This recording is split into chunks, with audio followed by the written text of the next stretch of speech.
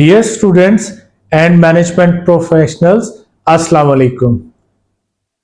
सबसे पहले मैं आप सब लोगों को अपने YouTube channel learning with Mohsin Iqbal में खुशामदीद कहता हूं। आप सबका बहुत शुक्रिया कि viewership of learning with Mohsin Iqbal day to day बढ़ रही है और मेरे तमाम दोस्त, चाहने वाले और व्यूअर्स जो हैं वो इसको बड़े शौक से देख रहे हैं और लर्निंग भी कर रहे हैं। मुझे बहुत सारे अपने बांग्लादेशी फ्रेंड्स और इंडियन फ्रेंड्स के भी रिमार्क्स आ रहे हैं और वो भी इसको पसंद कर रहे हैं। और जो हमारे मुख्तलिफ इंडिया में जो एचआर के ग्रुप्स हैं, श्रीलंका में जो एचआर के ग्रुप्स हैं और इसी तरह बांग्लादेश में जो एचआर के ग्रुप्स हैं, उन्होंने भी रिक्वेस्ट की है कि आप सर ये हमसे शेयर करें क्योंकि हमें एशिया मार्केट का पता लगता है। अच्छा, कुछ लोगों ने ये मुझसे पूछा है कि मोहसिन साहब, आपके दोस्त इंडिया में एचआर में कैसे हैं, आपके दोस्त नेपाल में कैसे हैं, आपके दोस्त बांग्लादेश में कैसे हैं। तो आज मैं आप सबसे रिवील करूं कि 2010 में मैं हीडा की तरफ से जापान में एचआर स्कॉलरशिप के कोर्स पे गया था। और जब मैं हीडा की तरफ से जापान में एचआर के स्कॉलरशिप पे गया था तो उस कोर्स में मेरे बांग्लादेश के भी बड़े अच्छे अच्छे दोस्त वहां पे आए हुए थे और हमने एक ही क्लास में जो है वो कोर्स कंप्लीट किया और ऑलमोस्ट 2 वीक्स का ये कोर्स था, तो बड़ी फ्रेंडशिप भी हो गई। इसी तरह नेपाल से भी हमारे जो है बड़े अच्छे दोस्त थे और माशाल्लाह इंडिया के तो बेशुमार थे। ठीक है, होंडा कंपनी की मिस अनु मेहता साहब, सॉरी साहब कह रहा हूं, अनु मेहता सैन, क्योंकि जापान में लफ्ज सैन इस्तेमाल होता है। She was with us. इसी तरह जो है डेंसो कंपनी के हेड एचआर इंडिया में थे, वो हमारे साथ थे। इसी तरह बेशुमार कंपनीज के जो एचआर हेड थे उनके साथ हमने काम किया। और सबसे बड़ी बात कि हिंदी हम सबके लिए बहुत इजी थी कम्युनिकेशन में। तो नेपाल, बांग्लादेश, श्रीलंका, इंडिया, तो ये हमारा एक बड़ा एक स्ट्रॉन्ग ग्रुप बन गया था और हम एचआर में हमने एक्सेल किया था। तो मैंने कहा आज इस लर्निंग विद मोहसिन इकबाल के थ्रू मैं रिवील कर दूं कि मैं क्यों ज्यादा अपने दोस्तों को और चाहने वालों को ये सब बता रहा हूं ताकि वो भी इसमें हो जाए। अच्छा, आज का एक रिक्वेस्ट आई है कि सर हमें क्लियर करें कि एचआर स्पेशलिस्ट क्या होता है। एचआर स्पेशलिस्ट क्या होता है और ये भी बताएं कि एचआर स्पेशलिस्ट का क्या काम होता है, उसकी रोल एंड रिस्पॉन्सिबिलिटीज क्या है। और हमें इस वक्त पाकिस्तानी मार्केट में कुछ लोग बड़े एक्सपेंसिव कोर्स करवा रहे हैं कि सर्टिफाइड एचआर स्पेशलिस्ट कोर्स या सर्टिफाइड एचआर स्पेशलिस्ट प्रोफेशनल। तो सर अगर हमें एक जर्नल आप हमें अटेंशन करके बता दें तो हम जो है बड़े थैंकफुल होंगे। तो याद रखें, इसको समझने से पहले मैं आपको एक लेमैन की एग्जांपल देता हूं। अब लेमैन एग्जांपल क्या होती है? खुदा न खास्ता अगर कोई शख्स बीमार हो और उसको हार्ट की प्रॉब्लम है, तो मेरा आपसे क्वेश्चन है कि आप उसको कौन से एमबीबीएस डॉक्टर के पास लेके जाएंगे? क्या अगर वो डॉक्टर सिंपल एमबीबीएस हो तो आप उसके पास लेके जाएंगे, या MBBS with specialisation in heart है तो उसके पास लेके जाएंगे? जी बिल्कुल सही कहा आपने कि जब हम स्पेशलिस्ट की बात करते हैं तो इसी तरह एचआर में भी हम एक ऐसे इंडिविजुअल के बारे में बात कर रहे होते हैं कि जो अपने काम का माहिर होता है वो किसी भी एक, मैं एग्जांपल ले रहा हूं, किसी भी एचआर के एक फंक्शन को अच्छी तरह समझता है, उसको जानता है, उसकी निटिग्रिटीज को समझता है और उसमें वो एक्सेल कर सकते हैं। इसी से ये, अच्छा कुछ लोगों ने कहा सर आप पढ़ा एचआर रहे हैं और एग्जाम्पल आप मेडिकल की दे रहे हैं। बहुत अच्छा और इंपॉर्टेंट क्वेश्चन है आपका, लेकिन एक चीज याद रखें, किसी चीज को भी याद करने के दो तीन तरीके होते हैं, एसोसिएशन, अफिलिएशन, रिपीटेशन। आप किसी भी चीज को किसी से एसोसिएट कर दें, किसी भी चीज को उससे एफिलिएट कर दें या उसको रिपीट करें तो वो चीज आपको याद हो जाती है।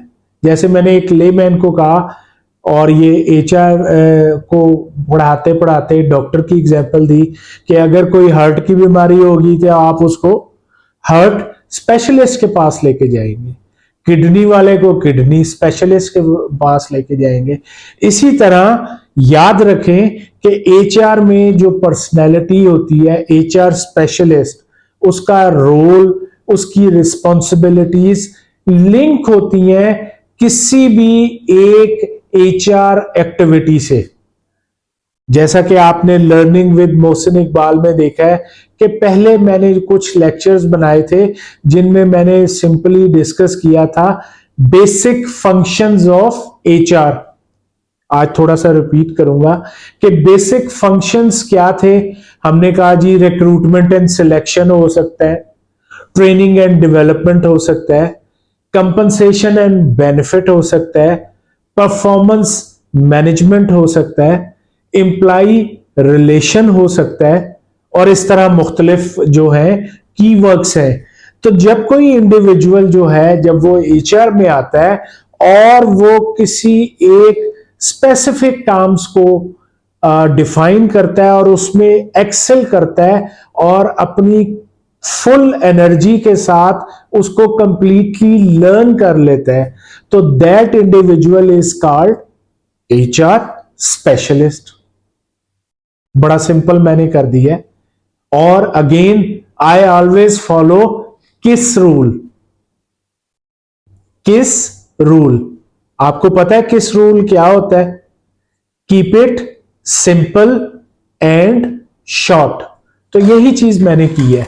अब मैं अगर आपको कहना चाहूं कि हो सकता है कि आप लर्निंग एंड डेवलपमेंट या ट्रेनिंग एंड डेवलपमेंट एचआर के एक फंक्शन में जाएं, उसको सीखें कि इसकी पॉलिसी कैसे बनाते हैं, इसमें टीएनए क्या होता है, इसमें कोई भी कोर्स है उसके कंटेंट्स कैसे बनाते हैं, उसकी किसी भी कोर्स की अमाउंट कैसे सेट की जाती है, इसमें जो है ट्रेनिंग की फीडबैक कैसे ली जाती है, ट्रेनिंग कितने किस्म की होती है। तो आप जितना ज्यादा इसको सर्च आउट करते जाएंगे, सीखते जाएंगे, तो एक वक्त आएगा आप लर्निंग एंड डेवलपमेंट या ट्रेनिंग एंड डेवलपमेंट के एक्सपर्ट बन जाएंगे, या हम आपको कहेंगे कि this individual is HR specialist, HR specialist in T N D, HR specialist in learning and development. इसी तरह अगर मैं कहता हूं कि जी हम ले लेते हैं कि एक इंडिविजुअल है, उसको हम टैलेंट मैनेजमेंट में ले गए। अब उसने देखा कि भाई टैलेंट मैनेजमेंट होता क्या है, मैंने ये लोग कहां से लेने हैं टैलेंट मैनेजमेंट के लिए, और मैंने अपनी बेंच स्ट्रेंथ को कैसे डेवलप करना है, किसको मैं हाइपो लूंगा, किसको मैं फिट फॉर पर्पस लूंगा, किसको मैं डूअर लूंगा, इनकी जॉब डिस्क्रिप्शन क्या है, इनका एक्सपीरियंस क्या है। यानी आप तमाम प्रोसेसेस टैलेंट मैनेजमेंट या रिक्रूटमेंट के या सिलेक्शन के क्वेश्चन किस किस्म के होते हैं, सिचुएशनल क्वेश्चन क्या है, बिहेवियरल क्वेश्चन क्या है, स्ट्रेस क्वेश्चंस क्या होते हैं, ये सब जब आप सीखेंगे तो हम कहेंगे कि दिस पर्सन इज स्पेशलाइज्ड और स्पेशलिस्ट इन टैलेंट मैनेजमेंट और रिक्रूटमेंट एंड सिलेक्शन। इसी तरह जब हम बात करते हैं कि ओडी क्या है, एक साहब आए, माशाल्लाह उनकी क्वालिफिकेशन है एमबीए इन एचआर, और हमने उनको ओडी की लाइन दे दी है। अब वो उसमें डिफरेंट कल्चरल सर्वे करेंगे, वो डिफरेंट एंगेजमेंट प्रोग्राम्स को करेंगे सॉरी, जॉब सेटिस्फेक्शन सर्वे करेंगे, डाइवर्सिटी के हवाले से काम करेंगे, डाइवर्सिटी एंड इंक्लूजन को देखेंगे और उसको इंप्लीमेंट करेंगे, बेस्ट मिक्स ऑफ पर्संस और पीपल लेंगे ताकि वो कंपनी को अच्छे रिजल्ट्स कर सके। इसका मतलब है हमने उस इंडिविजुअल को ओडी में स्पेशलाइज करा दिया और उसने हर किस्म का काम स्पेशलाइज्ड उस फील्ड में किया, तो वो उसका स्पेशलिस्ट हो गया। इसी तरह अगर आजकल जैसे आपने देखा हुआ है एचआर में एक नया कॉन्सेप्ट है टेक्नोलॉजी मैनेजमेंट, ठीक है, या जैसे हम कहते हैं कि सैप पाकिस्तान में बहुत ज्यादा फैल रहा है, ईआरपी बहुत ज्यादा फैल रहा है, तो इनके मॉड्यूल्स हैं। ह्यूमन रिसोर्स मैनेजमेंट सैप में एचसीएम में है, कस्टमाइज्ड मॉड्यूल है।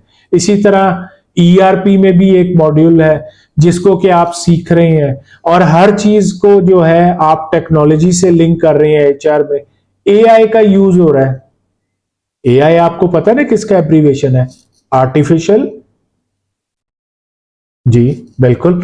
तो ये सब चीजें जो है इंटेलिजेंस, ये सब चीजों का डिस्कस करना और आपका उसमें आना और डिफरेंट एरियाज को इंप्लीमेंट करना पॉलिसीज में, और एआई को इंप्लीमेंट करना, डिजिटलाइजेशन की तरफ जाना, ये सारा कुछ जो है बड़ा इंपॉर्टेंट काम है। तो जब भी आप किसी एचआर के फंक्शन या एक्टिविटीज में डिफाइन हो जाते हैं और उसमें एक्सेल कर लेते हैं, तो this is called HR specialist. I am sure आज के इस लेक्चर ने आपको बड़ा क्लियर कर दिया होगा कि एचआर स्पेशलिस्ट जो है क्या है। और हाँ, याद रखें, आपको पहले फेज में अगर एचआर स्पेशलिस्ट बनने का मौका मिल जाए तो जरूर बने, क्योंकि जब तक आप हर चीज को ग्रेजुअली समझेंगे नहीं तो आप एक अच्छे एचआर प्रोफेशनल कैसे बनेंगे। तो आज का लेक्चर मैं यहीं खत्म करता हूं और आप सबसे ये रिक्वेस्ट करूंगा कि लर्निंग विद मोहसिन इकबाल को सब्सक्राइब करें, अपने दोस्तों से, अपने कोलीग से, एचआर प्रोफेशनल से शेयर करें और मुझे इनपुट दें कि कौन से नए जो आप समझते हैं कि टॉपिक्स हैं मुझे एड्रेस करने चाहिए, ताकि जो हमारा मुल्क है और हमारे जो यंग लोग हैं, एमफिल, हमारे एमबीएज, बीबीएज, बीकॉम, एमकॉम जो स्टूडेंट्स हैं वो उससे लर्न कर सकें। बहुत शुक्रिया। अस्सलाम वालेकुम।